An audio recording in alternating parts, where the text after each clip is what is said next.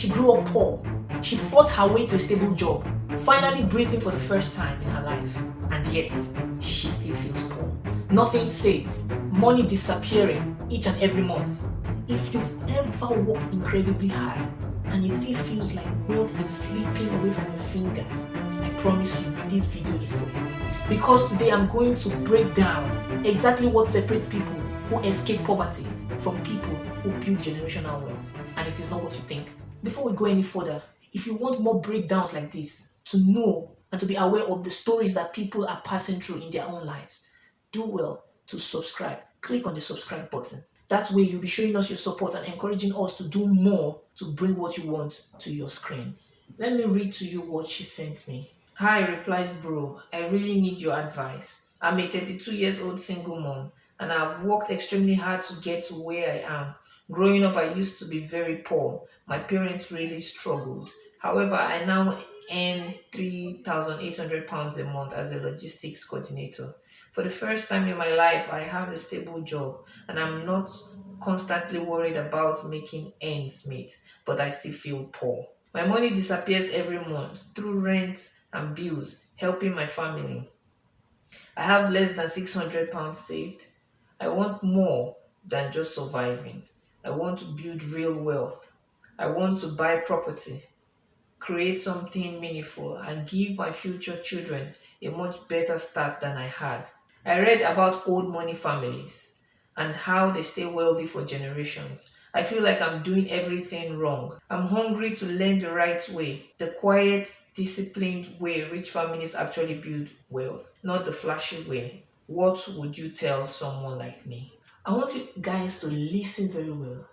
She was making £3,800 per month. That is probably close to $5,000. She's a single mom and she strived hard to come out of deep poverty. Despite all these things she's done in her life, despite her reasonably okay salary, she has just £600 saved. This is one of the most common financial traps in the world, and very few people are talking about this. Here's what I want you to understand before we dive deep into the plan. Her problem is not the income. She's doing quite well. Many families in UK don't even earn that much. But she's even earning it as a single individual. So she's doing quite well. She's not rich yet, but she's doing quite well, slightly above the average. I like the fact that she's hardworking. So from her story, she is not lazy. So that's good. So that's not the problem here. So guys, guess, what do you think is the problem? The main problem is she was able to drag herself out of poverty, but she was not able to drag her mindset out of poverty. So right now, based on her income, she is not exactly financially poor based on just income, the inflow, but the mindset did not follow the income. The mindset, the growth of the mindset did not exceed the level of the income. The growth of the mindset still remained in several decades ago when she was living in poverty. And that is why, despite the increase in income, she still feels poor. At the level she is now, she doesn't supposed to live a life that feels like she's surviving. She is no longer poor, like that is no longer poverty. She's no longer at the level of poverty. She's struggling, but no longer at the level of poverty. So that begs a question. Is she living it all for today and not thinking of the future? Think about that. So today we're not just going to be talking about budgeting. We're going to be talking about those old habits that grow and preserve generational wealth. Step one, understand why old money stays wealthy. The answer or solution is simpler than people think. Those that have that old money, it's not just because they are smarter, more beautiful, or just lucky. They have some certain strategies they follow, some certain principles they stick to, and that is what has been helping them over the different generations. So what do? They separate spending money from building money. People that earn money in this newer generation, when they earn that extra income, what do? They quickly spend it, increase their lifestyle, get the fanciest of things, to look rich or to look even richer than they are. Old money, they don't focus on that. Spending money, building money. Building money is for growth, for investment. Spending money is okay. We're going to do this within our budget. So in the family of the old money, for every amount that comes in, they have a certain portion that is already set aside for building, for investing. This portion is set aside even before they start spending on lifestyle. And now, how do they achieve it? They cultivate the habit of making it automatic. So they automate the process so that they don't have to always think of, oh, should I invest this amount this month or not? Automated, it's a non negotiable because they know they have the foresight of their vision. They know where they can be because of building wealth and not just spending on lifestyle. So essentially, you need to take steps right now to automate the process of allocating a portion of your money, every single inflow, income that comes in. Automate the process of separating it for building your future, building your wealth. Now, let me address something. From her story, if you remember, she mentioned that she has the burden of supporting her family. I know this is a delicate issue, but I need you all to know that everything needs to be allocated within budget.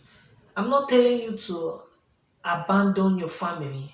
I'm not telling you not to be sacrificial, but you need to know that you need to make the right sacrifices now so that in the future you can make better sacrifices.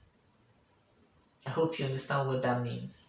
If you are giving away the money anyhow that has not yet been protected for your future, I want to let you know that you are not actually building wealth for your family. You are simply sharing scarcity. Now, the little you have, you're supposed to allow that to grow so that you can give more, you can help more in future. There are so many wealthy people. They have charity, they help families, they help people. But if you are still living small and you are not on top of the portion at which you allocate to help family members, you are just going to be reducing your chances of helping them better in future by over helping right now. Do you get it? So right now you need to decide what portion, 5%, 2% in the month, this portion is allocated to anything family or giving. Allocate up anything above that. Oh, sorry, you don't have at the moment. Do you understand? That should be it. Why? Because if you are thinking of having that old money habit, the generational wealth, you will be much more able to help them in future. And I tell you, those people that you might not be able to help now, you say, oh, sorry. Politely, of course, you tell them, oh, sorry, I don't have now. When you want to help them in future, they won't say no. The chances they will say no is very low. But when you just keep removing out of the small you're supposed to use to build, especially if you don't have a budget or an allocation to it, I'm sorry, there's no way you are going to touch generational wealth. And what does that mean? You're doing yourself a disservice, and indirectly, you are not really benefiting your family in the long run. Now, step three, build the foundation before the wealth. You need the foundation to be strong so that when you gain the wealth, you can maintain the wealth. Do you understand? Because if the foundation is not strong, you get the wealth, it evaporates tomorrow. So, what does that mean? You need three foundational layers. The first layer is your emergency funds. Now, looking at this lady who sent me the story, she has just about 600 saved. She's just one medical bill away from getting into debt. So at this moment, the target is okay, how can I get maybe 1 month of emergency savings? Then when you get to 1 month, you increase the target. Get 3 months, get 6 months. It's nice to have about 6 months to 1 year of emergency funds. 6 months is fine, but if you want to be very safe, you could extend it to 1 year. The second layer is you need to eliminate any form of high interest debt. And that is why everyone needs to know, if you have any credit card debt, you need to pay it off in full. Don't allow interest to roll over. That is a very bad financial decision. Never allow your interest rate on credit cards to roll over, because there's no investment you can do that can really guarantee you returns above 20%, 30%, 40%. Do you understand? It's hard to find those kind of investment. So if you already have any interest, high interest credit card debt, you need to tackle it quickly, ASAP. It is a huge priority. The third layer is you need to automate your savings. Once the money lands in your account, even before you see it, automate it in such a way that it has been distributed to the right channels. Because there are some people, once they see money in their account, oh, they feel they have money, and before they start making huge lifestyle decisions. Once these three layers are in place, your emergency funds, you've erased credit card, high interest debt, and you have automated your savings, then you can now start thinking of investing maybe in stock market or in property or in business. Do you understand? So you need that solid foundation. The foundational layers need to be in place first of all.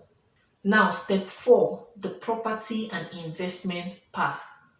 From her story, we can see her dream, her goal in life is to have property and generational wealth. So once you've done everything in step 3, you can now decide, okay, I want to allocate so and so amount. It could be $500, £500, whatever the amount, into the S&P 500, stocks and shares ISA. You can do that gradually. This is not a get rich quick scheme. This is just slow and steady investment opportunity to build wealth. Generally, it's better to start with the stocks and shares, and maybe when your income grows, you can now start thinking of property. Some people might start with property, but for the general public, it's usually better, safer, and cheaper to start with S&P 500, with the stock market. The thing is, you just need to be careful. Property is good, but you might need more emergency funds, solid backing. Do you understand? And sometimes property could now begin to feel like a burden if you take up more debt than you can chew. Do you understand? So generally safer, just invest gradually. And when your income is much more solid, you can go into property. Ensure you do your research before going into any investment, whether it be stocks and shares, ISA, S&P 500, or going into property. Do your research very well. Of course, I keep letting everyone know I'm not a financial advisor.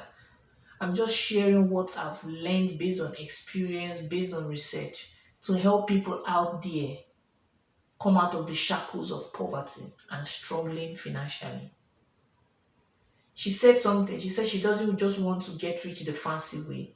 She wants the old money habits, the way the old money families get money and keep money. She wants generational wealth. So she doesn't want any rich quick scheme. That is very good, because mindset is important. When you have the growth mindset, you are able to open your mind towards things that can bring you wealth via patience. So one thing you need to know is the goal is not to look rich, but to actually be rich. And when you are rich, you don't necessarily have to still look rich. You can still look like an average person. Do you understand? Some people might actually want to be rich and not draw attention to themselves. That is how the old money families, that's how they operate. Do you understand? So another thing is you just have to keep learning. Your mindset is very important. So you have to just keep learning, keep growing that mindset, keep investing in getting knowledge. And that will take you far in not only growing the wealth but maintaining the wealth. So one thing I want you all to do today, open your bank app, transfer any amount you can into a separate savings account. If it's £100, $100, £20, $20, no matter the amount, 500, 1,000, no matter the amount, transfer it and look for how to automate the process. Use the resource of the internet or go to the bank and ask. Automate the process so it can be done monthly. Do that now. That small action is how old money families think. If this video has helped you today, do well to subscribe. And if you have any questions, you could ask me in the comment section.